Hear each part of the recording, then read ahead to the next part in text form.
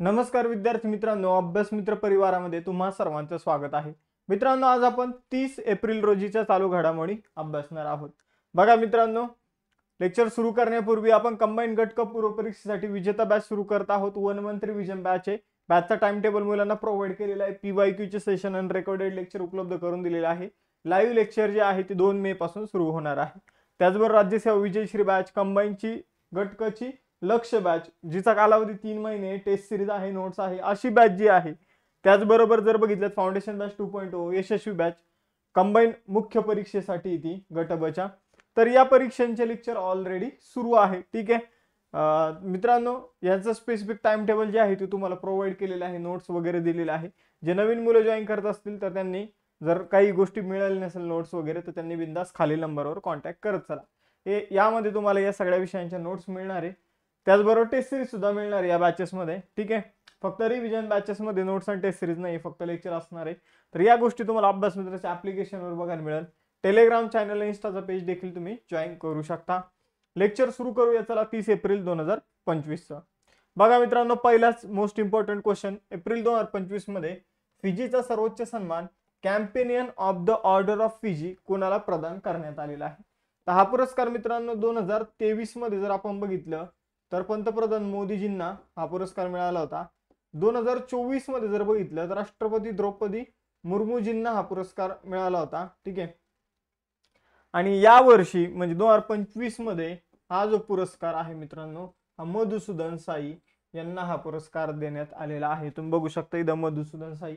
ठीक आहे, ज्यांना माहित नसेल तर मधुसूदन साई जे आहे ते कर्नाटकातील भारतीय आध्यात्मिक आणि मानवतावादी गुरु आहे. ठीक आहे, आपण जर बघितलं तर त्यांनी भारतासह फिजीमध्ये सुद्धा आणि अनेक देशांमध्ये शाळा, रुग्णालय, आरोग्य सेवा जे आहे ते मोफत सुरू केलेले आहे. आणि त्यांच्या या कामासाठी मधुसूदन साई यांना फिजीचा सर्वोच्च सन्मान जो आहे companion of the order of फिजीने सन्मानित करण्यात आले आहे. ठीक आहे, तर मी तुम्हाला जसं सांगितलं की 2023 मध्ये हा पुरस्कार पंतप्रधान नरेंद्र मोदी यांना देण्यात आला होता. 2024 मध्ये भारताचे राष्ट्रपती द्रौपदी मुर्मू यांना हा पुरस्कार देण्यात आला होता. आपण जर बघितलं तर साई यांना पुरस्कार जो आहे तो राष्ट्रपती ऋतू नायकामा लाल बालाऊ हे जे फिजीचे राष्ट्राध्यक्ष यांच्या मार्फत देण्यात आलेला आहे. आता बघा मित्रांनो, महत्वाचे पुरस्कार आणि सन्मान बघूया जे रिसेंटली देण्यात आलेले आहे. 34वा सरस्वती सन्मान भद्रेश दास यांना देण्यात आलेला आहे. एबेल पुरस्कार 2025 चा मासाकी काशिवारा यांना मिळालेला आहे. साहित्य अकादमीचा अनुवादाचा पुरस्कार इंग्रजी भाषेचा अनुवाद केल्याबद्दल अनिसूर रहमान यांना मिळालेला आहे. इंग्रजी भाषेत अनुवाद करून यांनी पुस्तकाचा अनुवाद केलेला आहे, तर अनुसूर रहमान यांना तो मिळालेला आहे. संगीत कलानिधी पुरस्कार RK श्रीराम कुमार यांना मिळालेला आहे. स्टॉकहोम वॉटर प्राइज गुंटर ब्लाशेल यांना मिळालेला आहे. 59वा ज्ञानपीठ पुरस्कार विनोद कुमार शुक्ला यांना मिळालेला आहे. जे महत्वाचे जे परीक्षेमध्ये या पाठीमागे विचारून झालेले आहे, ठीक आहे, आणि परत परत येऊ शकतात त्यांना मी स्टार मार्क करतो. युनायटेड किंगडमचा जीवन गौरव पुरस्कार चिरंजीवी यांना मिळालेला आहे. प्रवाह आणि सारथी इनिशिएटिव्ह साठी 2025 मध्ये रिझर्व्ह बँक ऑफ इंडियाला काय मिळाले? डिजिटल ट्रान्सफॉर्मेशन अवॉर्ड मिळालेला आहे. नॉर्वेचा हॉलबर्ग प्राइज जे आहे ते गायत्री चक्रवर्ती स्पिवॉक यांना मिळालेला आहे. त्यानंतर एंजेला स्वामी या मिसेस युनिव्हर्स ठरलेले 2025 च्या.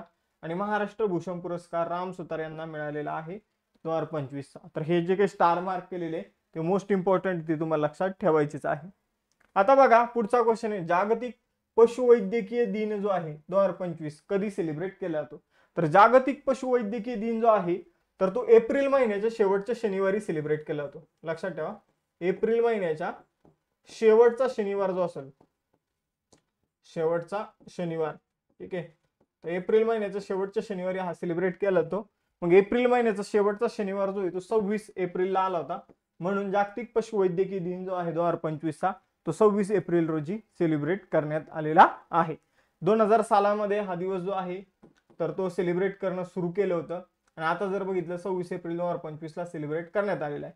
तर पशु आरोग्य, पशुवैद्यकीय विज्ञान, पशु कल्याण, ठीक आहे, याविषयी जास्तीत जास्त माहिती जी आहे ती लोकांपर्यंत पोहोचवण्यासाठी हा दिवस सेलिब्रेट करण्यात येतो.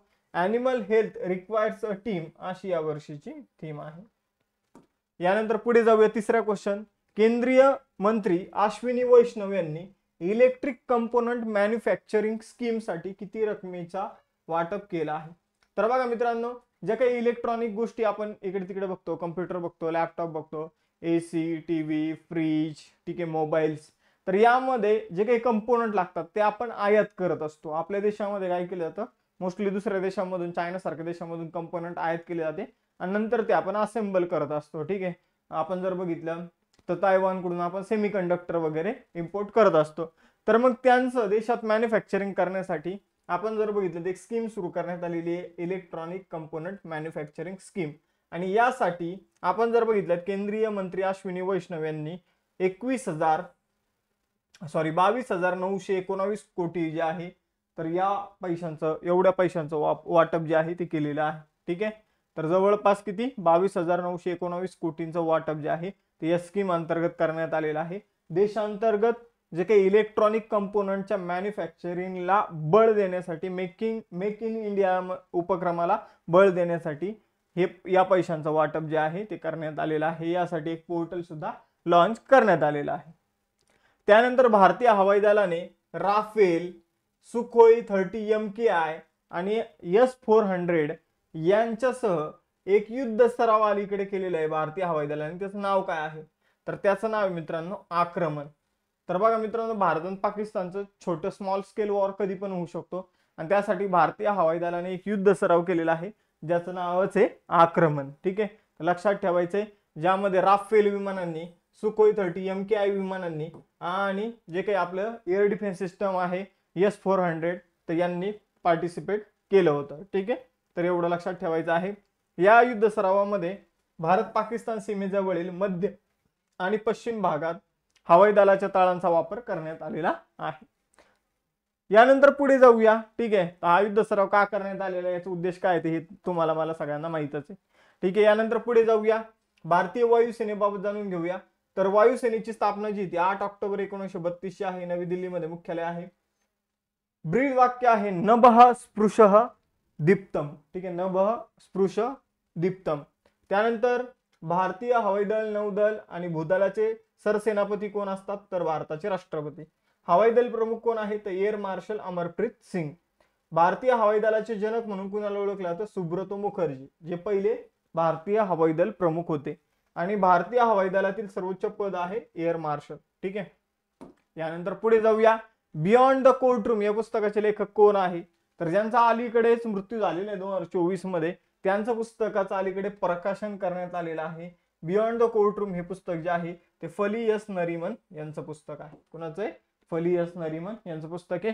या पुस्तकामध्ये त्यांचे महत्वाचे भाषण, त्यानंतर सुप्रीम कोर्टचे जे काही जजमेंट वगैरे जे आहे तर ते आपल्याला बघायला मिळतात. यानंतर स्टॅनफोर्ड AI इंडेक्स 2025 मध्ये भारताचं स्थान काय आहे, तर AI शी संबंधित अमेरिकेमध्ये स्टॅनफोर्ड नावाचं विद्यापीठ आहे, त्याने स्टॅनफोर्ड AI इंडेक्स जो आहे तो प्रकाशित केलेला आहे. जसं की कोणत्या देशाला आर्टिफिशियल इंटेलिजन्स साठी किती गुंतवणूक मिळते, ठीक आहे, काय इन्व्हेस्टमेंट, आपण इथे काय इन्व्हेस्टमेंट किती गुंतवणूक मिळते, त्या देशामध्ये AI चा वापर जो आहे तो कशा प्रकारे केला जातो, इनोव्हेशन कसं केलं जातं. ठीक आहे, म्हणजे कशा प्रकारे AI शी संबंधित जास्तीत जास्त गोष्टी तयार केल्या जातात. ठीक आहे, तर या गोष्टीशी संबंधित AI इंडेक्स जो आहे तो स्टॅनफोर्ड विद्यापीठाने तयार केलेला आहे. भारत जर बघितलं AI शी संबंधित गुंतवणूक मिळवण्याच्या बाबत 12व्या क्रमांकावर आहे. पण पूर्ण निर्देशांकाचा जर विचार केला फक्त गुंतवणुकीच्या बाबत, पण इनोव्हेशनच्या, त्या AI चा आपण वापर कसा करतो, आपलं किती मनुष्यबळ AI शी संबंधित गोष्टींमध्ये गुंतलेलं आहे, तर याशी संबंधित हा इंडेक्स होता आणि यामध्ये भारताचं स्थान जो आहे ते 7वं आहे. ठीक आहे, तर आपण जर बघितलं भारताने 2013 ते 2024 या कालावधीमध्ये 11.1 बिलियन डॉलरची जी काही AI गुंतवणूक जी आहे ती आकर्षित केलेली आहे असं या निर्देशांकामध्ये म्हटलेलं आहे. भारताची रँक 7व्या क्रमांकाची आहे. 2024 या एकाच वर्षामध्ये भारत 1.16 अब्ज डॉलरची खाजगी AI गुंतवणूक मिळण्याची भारताला अपेक्षा आहे. म्हणजे अजून फायनल आकडेवारी आलेली नाहीये, पण तरी पण भारत AI गुंतवणूक आकर्षित करण्याच्या बाबतीत 2024 वर्षामध्ये 12व्या क्रमांकावर राहिलेला आहे. ठीक आहे, तर हा जो निर्देशांक आहे स्टॅनफोर्ड विद्यापीठ जे कॅलिफोर्निया USA मध्ये आहे, तर त्यांनी हा निर्देशांक दिलेला आहे. यानंतर 1000 सेकंदाच्या यशस्वी ग्राउंड चाचणीसह DRDOने स्क्रॅमजेट, ठीक आहे, स्क्रॅमजेट इंजिनच्या विकासामध्ये मोठी उपलब्धी कोठे गाठली आहे. तर बघा मित्रांनो, स्क्रॅमजेट इंजिन काय, तर तुम्ही बघितलं असेल सुपरसॉनिक, हायपरसॉनिक मिसाईल वगैरे तुम्ही बघितलं असेल. तर हायपरसॉनिक जे मिसाईल आपण डेव्हलप करत आहोत आपल्या देशामध्ये, हायपरसॉनिक म्हणजे ध्वनीच्या वेगाच्या 5 पटपेक्षा जास्त जो वेग असतो, ठीक आहे, तर त्याला हायपरसॉनिक स्पीड म्हटलं जातं. म्हणजे हायपरसॉनिक स्पीडचे जे काही मिसाईल असणार आहे त्यामध्ये जे आपण इंजिन डेव्हलप, त्यासाठी आपण जे इंजिन डेव्हलप करत आहोत तर त्याला म्हटलं जातं स्क्रॅमजेट इंजिन. मग ते स्क्रॅमजेट इंजिनची आपण चाचणी जी आहे ती हैदराबादमध्ये DRDOने केलेली आहे. आणि त्या इंजिनने तब्बल किती वेळ काम केलं, तर जवळपास त्याने 1000 सेकंद जे आहे ते काम केलेलं आहे. म्हणजे 16 मिनिटापेक्षा जास्त वेळ त्याने काम केलेलं आहे. ठीक आहे. तर हायपरसॉनिक मिसाईल साठी 16 मिनिटं म्हणजे खूप झाले. ते कुठल्या कुठे जाऊ शकतं 16 मिनिटांमध्ये. ठीक आहे. तर लक्षात ठेवायचंय हायपरसॉनिक वेग म्हणजे मॅक 5 पेक्षा जास्त वेग. ठीक आहे. मॅक 5 म्हणजे काय, तर ध्वनीच्या वेगाच्या 5 पट वेग. ठीक आहे, लक्षात ठेवा. याची चाचणी अलीकडे हैदराबादमध्ये स्क्रॅमजेट इंजिनची चाचणी करण्यात आलेली आहे DRDOच्या माध्यमातून. DRDO जर बघितलं देशात संशोधन विषयक टेक्नॉलॉजी विकसित करणारी संस्था आहे. 1958 मध्ये स्थापना झाली होती. नवी दिल्लीमध्ये मुख्यालय आहे. समीर व्ही कामत अध्यक्ष आहे. बलस्य मूलः विज्ञानम त्यांचं ब्रीद वाक्य आहे. आणि आपण जर बघितलं तर डॉक्टर VS अरुणाचलम हे पहिले DRDOचे अध्यक्ष होते. आताचे आहे समीर व्ही कामत. यानंतर कामावर सुरक्षितता आणि आरोग्यासाठी जागतिक दिवस. म्हणजे समजून घ्या, जे कामगार कामावर जातात तर तिथे सुरक्षितता असली पाहिजे आणि तिथे त्यांना चांगलं आरोग्य मिळालं पाहिजे. नाही तर एखाद्या ठिकाणी कामावर असताना शरीरामध्ये मोठ्या प्रमाणावर धूर जातो, मोठ्या प्रमाणावर जे काही बारीक बारीक धुळीचे कण जातात आतमध्ये, धुराचे कण जातात, त्यामुळे काय होतात, फुफ्फुस खराब होतात. तर असं असू नये. कामाची सुरक्षितता आपण असली पाहिजे आणि तिथे काम केल्यामुळे आरोग्य सुद्धा चांगलं राहिलं पाहिजे. यासाठीचा जो दिवस आहे मित्रांनो तो कधी सेलिब्रेट केला जातो, तर यासाठीचा दिवस जो आहे मित्रांनो तो 27 एप्रिल रोजी सेलिब्रेट केला जातो. ठीक आहे, सॉरी 28 एप्रिल रोजी यासाठीचा दिवस जो आहे तो सेलिब्रेट केला जातो. कधी, तर 28 एप्रिल रोजी सेलिब्रेट केला जातो. हा दिवस 2003 मध्ये आंतरराष्ट्रीय कामगार संघटनेने सेलिब्रेट करणं सर्वप्रथम सुरू केलं होतं. या वर्षीची थीम आहे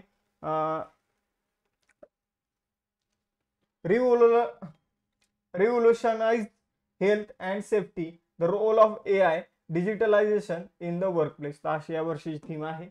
यानंतर पुढे जाऊया. मोस्ट इम्पॉर्टंट क्वेश्चन बघा मित्रांनो. इस्रोचे 5वे अध्यक्ष के कस्तुरी रंजन जे आहे तर त्यांचं वयाच्या 84व्या वर्षी निधन झालेलं आहे.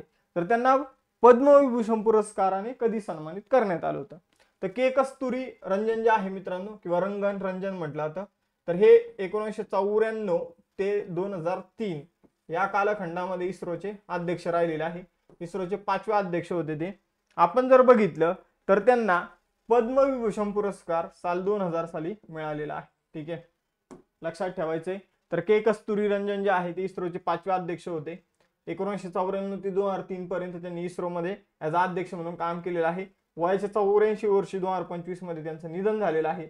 त्यांच्या काळात PSLV polar satellite launching vehicle, GSLV Jio synchronous satellite launching vehicle या तयार करण्यात आल्या होत्या. ठीक आहे, त्यांना सरकारने 2000 साली पद्मविभूषण, तर त्याच्या अगोदर 1992 मध्ये पद्मभूषण आणि त्याच्या अगोदर 1982 मध्ये पद्मश्री पुरस्काराने सन्मानित केलेलं आहे. 2025 मध्ये उडान योजनेला 8 वर्ष पूर्ण झाली.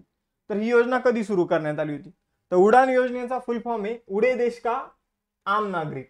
तर ही जी योजना आहे ही दुर्गम भाग जे असणार आहे तर त्या दुर्गम भागामध्ये, दुर्गम शहरामध्ये विमानाने कनेक्टिव्हिटी वाढवण्यासाठी आणि लोकांना परवडेल असा विमानाचा प्रवास देण्यासाठी उडान नावाची योजना सुरू करण्यात आली होती, उडे देश का आम नागरिक. तर ही योजना 27 एप्रिल 2017 साली सुरू करण्यात आली होती. तिला 27 एप्रिल 2025 रोजी 8 वर्ष पूर्ण झालेली आहे. ठीक आहे, तर ही जी योजना आहे ही शिमला विमानतळावरून पंतप्रधान नरेंद्र मोदीजी यांनी सुरू केली होती.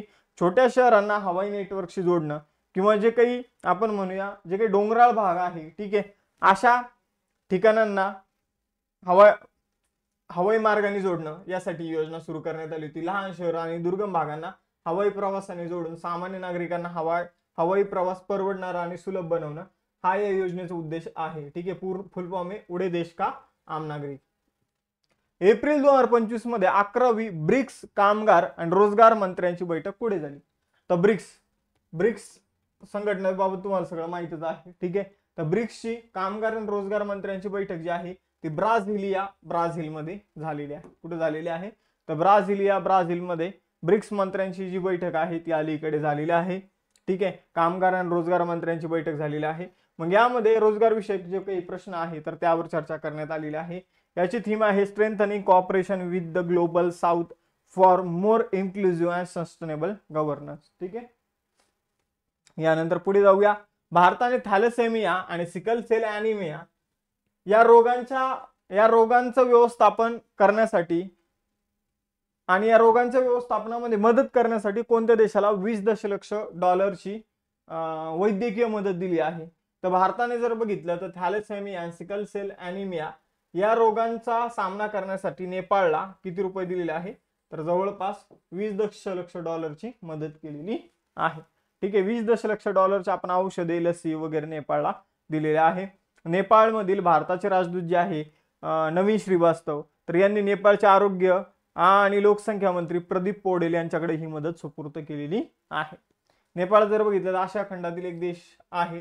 काठमांडू राजधानी आहे. रामचंद्र पौडेल अध्यक्ष आहे, म्हणजे राष्ट्रपती आहे. KP शर्मा ओली पंतप्रधान आहे. नेपाळचे शेजारी चीन आणि भारत आहे. ठीक आहे, आपण जर बघितलं नेपाळमध्ये 7 राज्य आपल्याला बघायला मिळतात. 2008 या वर्षी नेपाळने राजशाही संपुष्टात आणली, लोकशाही प्रजासत्ताक म्हणून नेपाळचा उदय झालेला आपल्याला बघायला मिळतो. आता 2 टेस्ट क्वेश्चन. फिजीचा सर्वोच्च सन्मान जो आहे companion of the order of Fiji कुणाला मिळालेला आहे हे तुम्हाला सांगायचंय. आणि के कस्तुरीरंजन यांचा वयाच्या 84 वर्षी निधन झालं, त्यांना पद्मविभूषण पुरस्कार कधी मिळाले आहे हे तुम्हाला सांगायचं आहे. त्याचबरोबर आपली कंबाईन गट क पूर्व परीक्षेसाठी विजेता बॅच, त्याचबरोबर आपले राज्यसेवा पूर्व परीक्षेसाठी विजयश्री, कंबाईन गट क पूर्व परीक्षेसाठी टेस्ट सिरीज प्लस नोट्स असणारी लक्ष बॅच, कंबाईन गट ब आणि गट क परीक्षेसाठी फाउंडेशन बॅच 2.0, कंबाईन गट ब मुख्य परीक्षेसाठी यशस्वी बॅच, या बॅचेस आपण सुरू केलेले आहे, ज्यामध्ये नोट्स टेस्ट सिरीजचा समावेश आपल्याला बघायला मिळतो. यासाठी तुम्हाला अभ्यास मित्राचं ऍप्लिकेशन डाउनलोड करायचं आहे, टेलिग्राम चॅनल आणि इंस्टाच्या पेजला सुद्धा फॉलो करायचं आहे. लेक्चर जर आवडला असेल तर लेक्चरला लाईक करा, चॅनलला सबस्क्राईब करायला विसरू नका. थांबूया मग आपण इथं, भेटूया नेक्स्ट सेशनमध्ये. चलो बाय बाय एव्हरीवन, जय हिंद.